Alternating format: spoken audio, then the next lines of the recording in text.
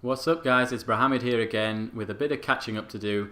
I think we've got 2 wars have gone by since I last put out a recap, so let's just take a little look at the clan first. As you can see, we're pretty close to the next clan war experience perk level, so that's quite nice. We should get that probably this sort of time tomorrow when the current midweek war finishes, 15 versus 15, but we should get enough points there.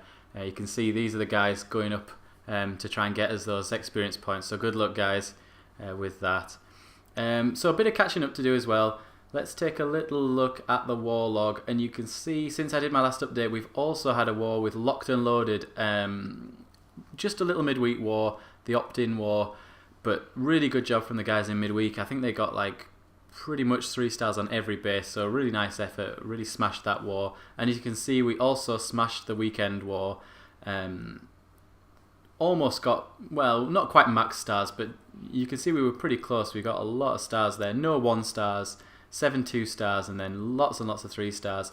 Only one person failed to use both their attacks, which was a little bit of a shame, but partly a misunderstanding. But yeah, do get those attacks in.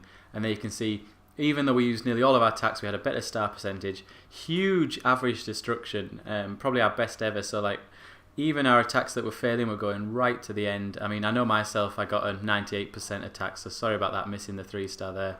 And here's our opposition. It was B battle. They put up a pretty good fight actually. They probably did more 3 stars than I expected, and probably more than average. But they also had some people who failed to attack, and they kind of missed some easy stars as well. So it was a mixed effort, but they were tougher than we expected. So well done to them. And they did have a couple of like Town Hall 6s at the bottom as well. And then you can see I was just showing you they got some 3 stars quite high up, although I think in some cases that was Town Hall 10s coming down to get the easy 3 stars. But generally quite mixed. You can see there's 3s, but there's also 2s and 1s. And it's not till we get a little bit further down, as you'll see in a second, that they started to get the 3 stars. And also, interestingly, and probably for the first time in a long time, they didn't 3-star all of our Town Hall 8s, which I was really surprised about. I think partly that was to do with them giving up towards the end.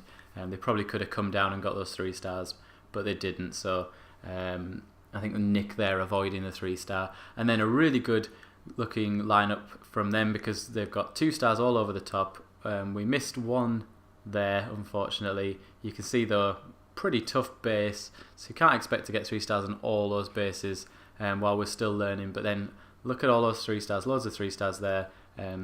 Missed 1 or 2 here and there, and then I think from here on down pretty much all 3 stars. In fact, yeah, all 3 stars. Obviously got all the Town Hall 8s, and there was a couple of Town Hall 6s or whatever it was down at the bottom there. Were obviously easy 3 stars for us, so great job everybody.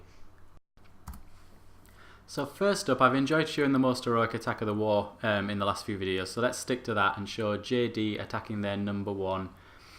I was talking to JD and he was saying that he was originally going to come in from the north until he realised the queen placement was nice and exposed there on the western side of the base, so it made sense if he came in from that sort of angle he could get really good access, get the queen killed nice and quickly with his barbarian king. So what JD likes to do is drop down his jump spells first, and then it's a, I think, 6 golem attack, which has proved really reliable for getting 2 stars on these hard bases. It's obviously not a 3-star attack strategy, but when you're coming up against a base this tough, at the level we're playing at, it's pretty good to get a nice, safe 2-star. So you can see the golems go straight in and tank for all the wizards, so he loses very few wizards early on. Pekka goes down, heroes as well, and they're going to take out the enemy archer queen nice and quickly. And then unfortunately he was a little bit hasty with that freeze spell there. Probably could have got both of the Teslas and perhaps could have waited a bit longer because to be honest, you're not going to take a whole lot of damage on your golems from a multi-inferno tower. What you want to do is wait till it's targeting what's behind them, so like your wizards, they're going to die really quickly under fire from a multi-inferno. So that's when you want to use the freeze. It's kind of the opposite when you're using balloons. You want to freeze early because the balloons come into range really quickly and you've only got 1 hound tanking. But with all those golems, he perhaps could have waited a little bit longer. But as it was, it worked out pretty well for him. He got his queen in the centre there, and she's going to take out all of those central defences and almost get him the 49%.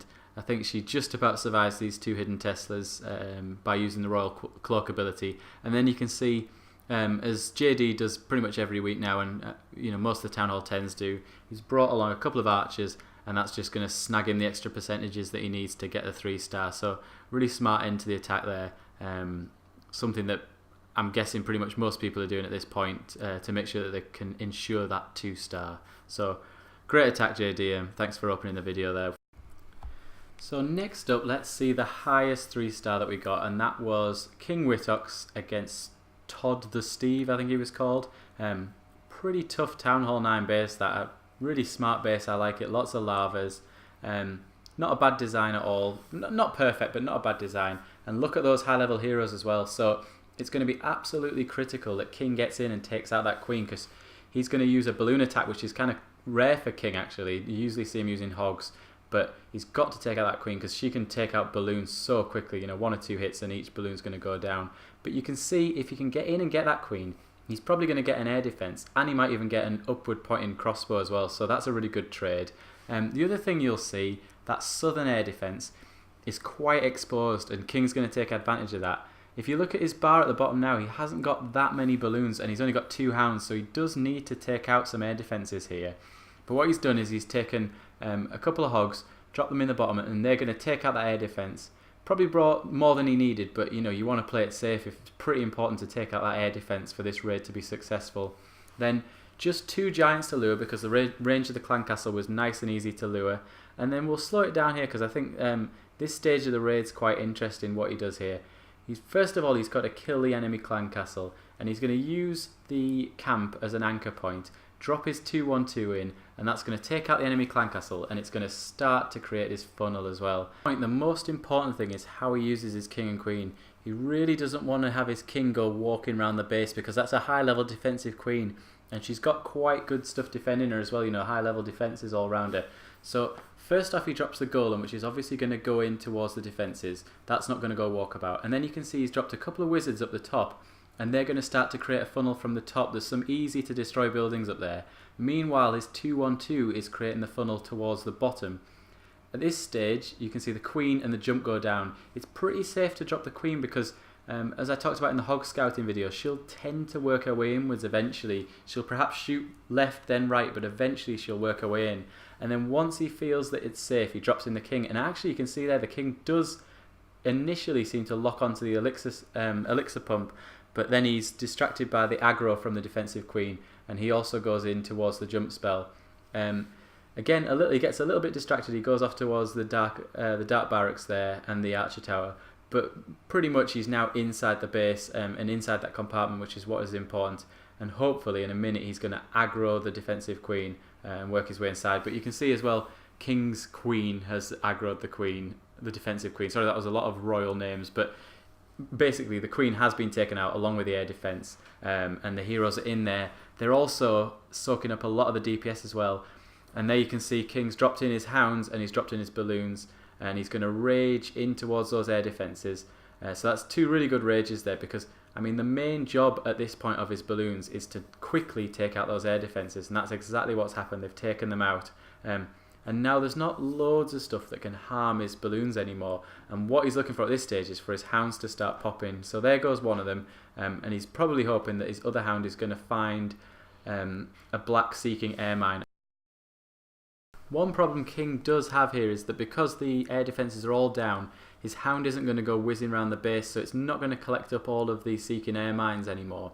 So there is a chance, and you'll see later on, that it does happen in this way, that the hound doesn't pop. But luckily King obviously does have enough balloons to do the job. You can see there as well, I like how King hasn't overused his balloons. You know, he didn't throw in all 15 balloons, he kept a few for the back end so they could quickly get towards defenses like that archer tower there at the bottom. You know, when I first started doing balloon attacks, I think I used to think, oh, I need to cook like 20 balloons for this to be successful. But actually, you could do a base like this with perhaps as little as 12 if everything went according to plan. And you can see there King has got plenty left. So 15, you know, was obviously the right amount. You certainly don't need to be cooking like 20 balloons unless you're doing perhaps a pentaloon attack, you know, where you're not taking out air defenses first. 12 to 15 is perfect for something like this. So now we're just into the cleanup phase, so speed it back up again. But I just thought it was useful to show that bit in slow motion so you could really see what was going on. and how the balloons and the heroes supported each other. And I think actually King was a little bit unlucky that his heroes didn't survive longer, because the balloons almost got to them and saved them. They just had a little bit too far to go. So great attack there, King. Thanks for that, and thanks for watching, guys.